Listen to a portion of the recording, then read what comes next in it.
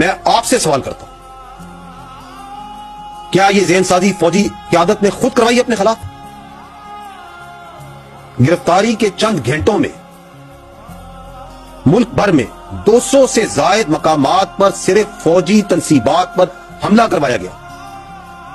मैं आपसे यह सवाल करता हूं कि क्या रावलपिंडी, लाहौर, कराची, चकदेरा, तिमरगिरा, मुल्तान, फैसलाबाद, पेशावर, मर्दान, कोयटा, सरगोदा, मियांवाली और बहुत सी जगहों पर क्या फौज ने अपने एजेंट्स पहले से फैलाए हुए थे?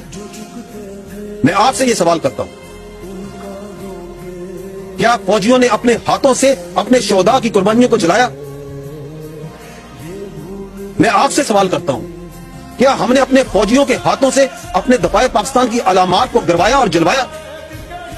आप मुझे इस बात का जवाब दें कि पाकिस्तान का फखर यौम तकबीर पेशावर में, उसको क्या फौजियों ने जलाया?